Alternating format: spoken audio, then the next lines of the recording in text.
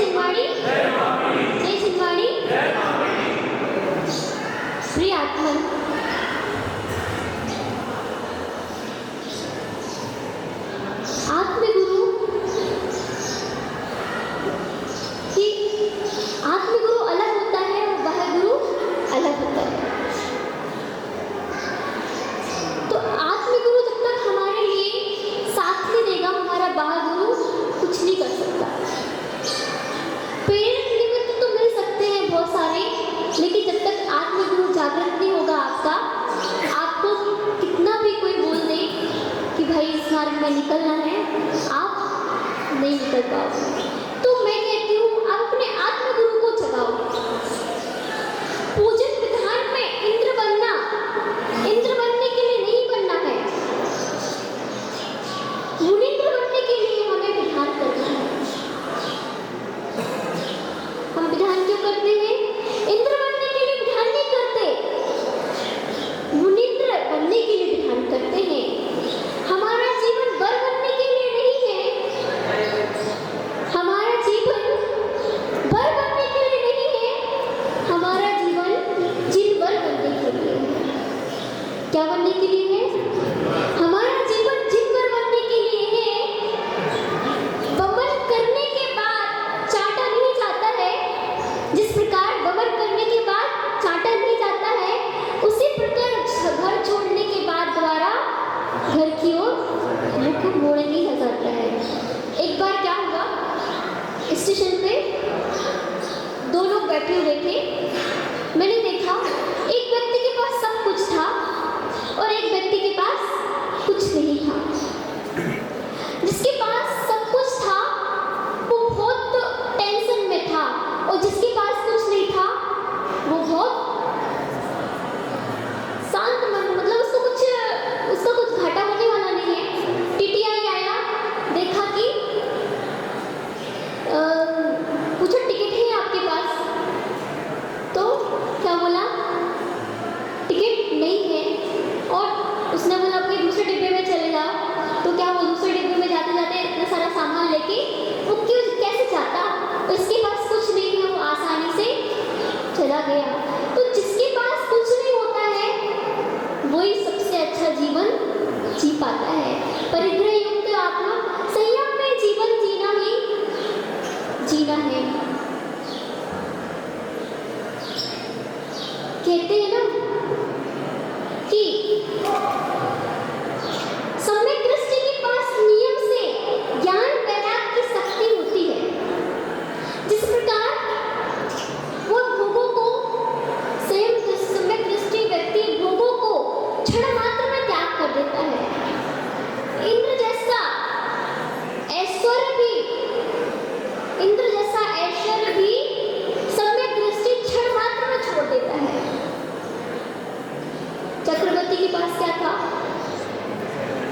6 घंटे का राजा, तो 6 घंटे को छोड़ने में उसको 6 मिनट नहीं लगे। और आपके पास क्या है, एक आध दो कमरे होंगे, उसको छोड़ने में भी आपको कई भाव लग जाते हैं। चंद्रवती के पास 96 रानियां थी, और आप लोग के पास कितनी रानियां हैं? एक रानी। वो भी नहीं छोड़ पाते हो। 96,000 रानियों को छोड़ने में 96 मिनट नहीं लगे, और आप लोगों को एक रानी छोड़ने में कितना समय लगता है। मोक्ष मोह को होने नहीं देता है, मोह मोक्ष को होने नहीं देता है। कहते हैं कि अगर द्वादश अंक का ज्ञान क्यों ना हो जाए व्यक्ति को, अगर क्षण मात्र भी मोह है तो आप मोक्ष को नहीं जा सकते। एक माँ थी, उसके बेटे का नाम क्या था? सर्वजीत। क्या नाम था? सर्वजीत। सभी उसको सर्वजीत कह के पुकारते थे। तो बेटे ने कहा कि माँ, आप मुझे सर्वजीत क्यों नहीं कहती हो? सभी लोग मुझसे सर्वजीत कहते हैं, आप मुझसे सर्वजीत क्यों नहीं कहते हो? मुझे बहुत बुरा लगता है। तो माँ ने कहा, मैं सर्वजीत कभी कहूँगा जब तुम सर्वगुण संपन्न हो जाओगे। तब माँ ने पूछा, बेटे ने कहा कैसे होगा मैं सर्वगुण संपन्न, मैं कैसे हो पाऊंगा? तो माँ ने बताया, जब तुम पूरे कसायों को त्याग कर दोगे, पांचों पापों को त्याग कर दोगे, स्पर्श रसना घ्राण इंद्रिय चक्षु इन सब का सदुपयोग में लगाओगे तो तुम सर्वजीत कहलाओगे। देखो, इंद्रियां आपके पास 5 हैं, चाहे आप भगवान की भक्ति पूजन पाठ में लगा दो, चाहे आप विषय भोगों में लगा दो। तो क्यों ना हम भगवान की अपनी शक्ति को, जो धर्म कर्म में लगा जाता है वो शक्तिमान बनता है, और जो अपनी शक्ति को विषय भोगों में लगाता है वो नरक का पात्र। क्यों ना हम अपनी सांसों को भगवान की भक्ति में लगा दें। श्वास हमें बड़ी मुश्किल से मिलती है। जब आपकी एक श्वास से, जब आप लोग श्वास की बीमारी होती है ना, तो आपको एक श्वास लेने में, आपको खरीदने में कितना लाखों रुपए लग जाते हैं।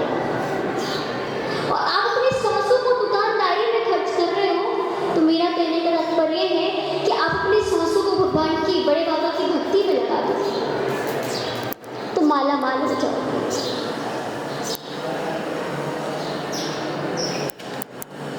सील रहित नर भी मरता है, सील रहित मरता, धैर्य रहित नर भी मरता है, धैर्य रहित मरता।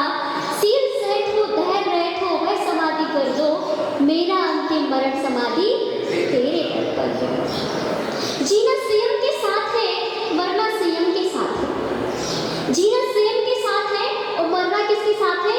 समाधि के साथ है। जन्म जन्म के लिए है, जन्म जन्म के लिए नहीं है, जन्म मरण के लिए नहीं है। जन्म हमारा रत्नत्रय की प्राप्ति के लिए है। तो क्यों ना हम इस जन्म को सार्थक कर लें। अनादिकाल से हम विषय भोगों में पढ़ते आए, अभी तक हमने आदिनाथ भगवान के काल में भी हम थे और अभी भी हम हैं। भगवान तो अपने इंद्रियों को जीत लिया, मुंह को जीत लिया, और हम फेल हो गए हैं। तो अगर आपको पास होना है तो क्या करना है? अपनी इंद्रियों को, अपने श्रम को और अपने मोह को वैराग्य में लगा देना। ये आपको मोह मोक्ष नहीं होने देगा। इसलिए मोह से निवृत्त होना है। गंगा जल में पाप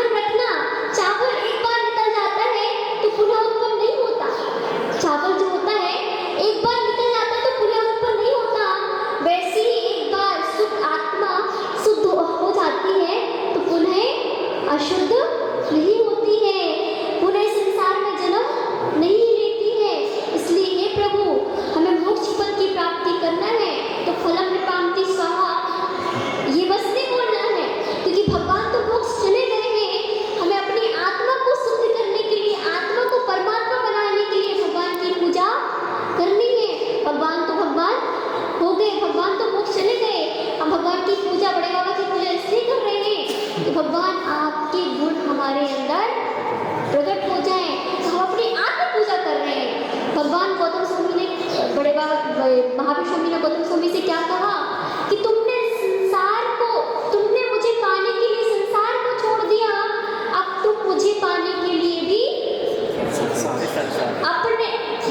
तुम अपने आप को पाने के लिए मुझे छोड़ दो। जब हमें मोक्ष जाना पड़ता है तो गुरु को भी छोड़ना पड़ता है। तो अपने आत्म गुरु को मजबूत रखो। किसको? आत्म गुरु को मजबूत रखो।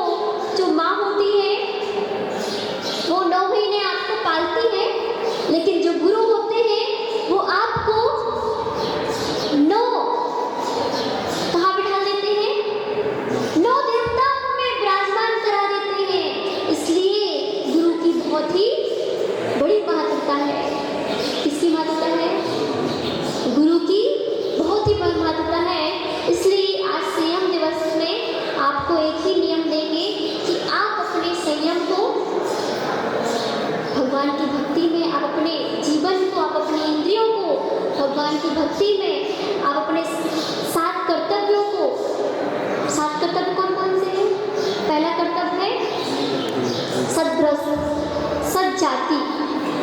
पहला कर्तव्य जब आप फेरे लेते हो ना, सद्गृहस्थ, सज्जाति, मुनि बनना, सौधर्मेंद्र की प्राप्ति, गिनती जाना, सौधर्मेंद्र की प्राप्ति, चक्रवर्ती पद की प्राप्ति और चक्रवर्ती पद की प्राप्ति, सौधर्म पद की प्राप्ति, अरहंत पद की प्राप्ति और साधु पद की प्राप्ति। ये हमारे 7 कर्तव्य थे जो आपने फेरे लगाए थे। अगर आप 7 कर्तव्यों को पालन अभी करते तो 3 भाव में आप मोक्षगामी हो जाते। तो अभी भी कुछ नहीं बिगड़ा है। अभी भी आपने अगर 7 कर्तव्य नहीं निभाए हैं तो आज बड़े बाबा के सामने नियम ले लो कि मैंने जो 7 कर्तव्य शादी के समय फेरे लगाए थे, इन 7 कर्तव्यों को मैं आपसे निभाऊंगा, जिससे मैं तीसरे भाव में मोक्ष जा पाऊं। ठीक है? तो अभी आप लोगों का अभिषेक का समय होने वाला है। जय बोलो जिनवाणी माता की। सांस सांस में तुझे बसाए हे जिनवाणी माँ, बार बार हमें शीश झुकाए हे जिनवाणी माँ। धर्म सभा में आने वाले सबों शरण जाते, दिव्य देशना सुनने वाले मोक्ष गति पाते। गुरु मिले तो प्रभु मिलेंगे कहती वाणी माँ, बार बार हम शीश झुकाए हे जिनवाणी माँ। जय हो जिनवाणी माता की। शुभम भैया एक संयम के विषय में एक भजन गाएंगे। कहाँ है शुभम भैया? हाँ? अच्छा अच्छा।